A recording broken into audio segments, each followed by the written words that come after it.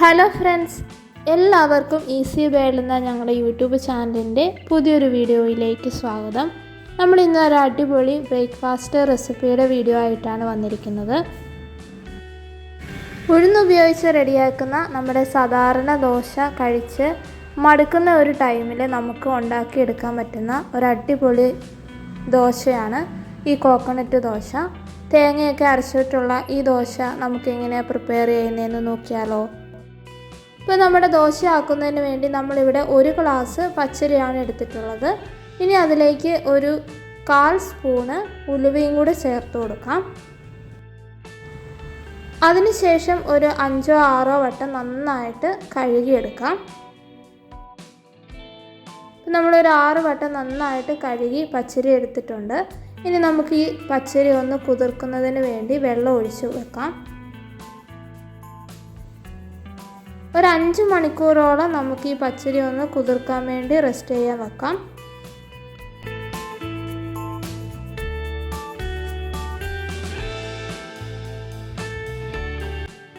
ഇപ്പോൾ നമ്മൾ പച്ചരി വെള്ളത്തിലിട്ടിട്ട് ഒരു 5 മണിക്കൂറായിട്ടുണ്ട്. ഇപ്പോൾ നമ്മുടെ പച്ചരിയൊക്കെ നന്നായിട്ട് കുതിർന്ന് വന്നിട്ടുണ്ട്. പച്ചരിയുടെ വെള്ളമൊക്കെ കളഞ്ഞ് ഒരു കുക്കറിലേക്ക് ഇട്ട് കൊടുക്കാം. പച്ചരിയോട് കൂടി തന്നെ നമുക്ക് ഒരു 1/2 മുറി തേങ്ങയും കൂടെ ചേർത്ത് കൊടുക്കാം.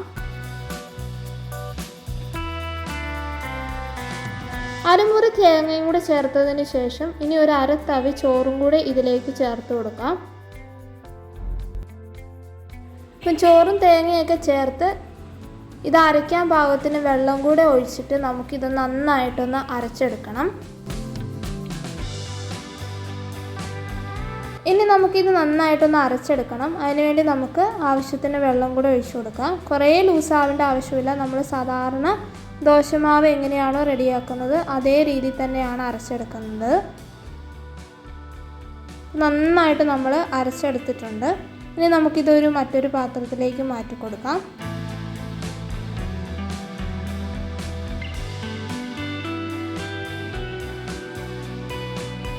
ഈ ഒരു കൺസിസ്റ്റൻസിയിൽ വേണം നമ്മുടെ മാവ് റെഡിയാക്കി എടുക്കാൻ. അധികം ലൂസാവാനോ അധികം കട്ടിയാവാനോ പാടില്ല. ഈ ഒരു രീതിയിൽ സാധാരണ നമ്മുടെ ദോശമാവ് എങ്ങനെയാണോ റെഡിയാക്കുന്നത് അതേ ഒരു രീതിയിൽ തന്നെ നമുക്ക് റെഡിയാക്കി എടുക്കാം.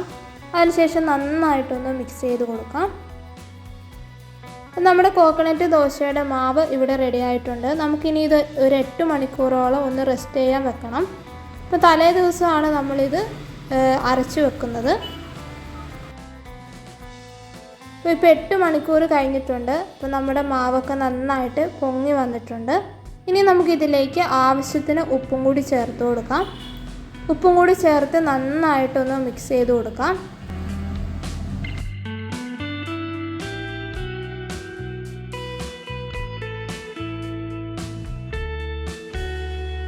നന്നായിട്ട് മിക്സ് ചെയ്ത് കൊടുത്തിട്ടുണ്ട്. അപ്പോൾ നമ്മളിതിന് സെപ്പറേറ്റ് വെള്ളമൊന്നും ഒഴിച്ചു കൊടുത്തിട്ടില്ല. ഇനി നിങ്ങൾ മാവ് അരയ്ക്കുന്ന സമയത്ത് കുറച്ച് തിക്നെസ് കൂടുതലാണെന്ന് തോന്നുവാണെങ്കിൽ കുറച്ച് വെള്ളം കൂടി ചേർക്കാവുന്നതാണ്.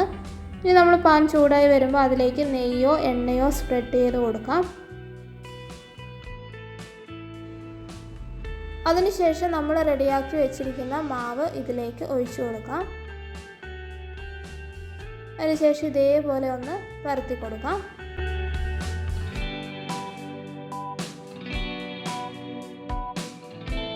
ഇതേപോലെ ഹോൾസ് വരാൻ തുടങ്ങുന്ന സമയത്ത് നമുക്ക് ഒരു മൂട കൊണ്ട് ഇതൊന്ന് മൂടി കൊടുക്കാം.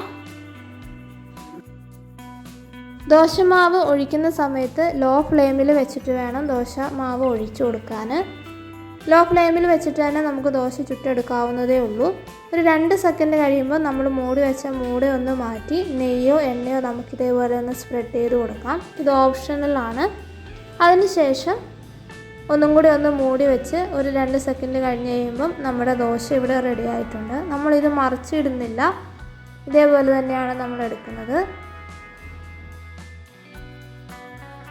അങ്ങനെ നമ്മുടെ വളരെ സോഫ്റ്റ് ആയിട്ടുള്ള നമ്മുടെ കോക്കനട്ട് ദോശ ഇവിടെ റെഡി ആയിട്ടുണ്ട്. ഇതേപോലെ ബാക്കിയും കൂടി നമുക്ക് ചുട്ടെടുക്കാം. സാധാരണയായി നമ്മുടെ വീടുകളിലെല്ലാം ഉഴുന്നും കൊണ്ടുള്ള ദോശയാണ് ഉണ്ടാക്കാറ്. അപ്പോൾ ആ ദോശയിൽ നിന്ന് വ്യത്യസ്തമായിട്ട് നമുക്ക് റെഡിയാക്കി എടുക്കാൻ പറ്റുന്ന ഒരു അടിപൊളി റെസിപ്പിയാണ്. പിള്ളേർക്കെല്ലാം നന്നായിട്ട് ഇഷ്ടപ്പെടുന്ന ഒന്നാണ്.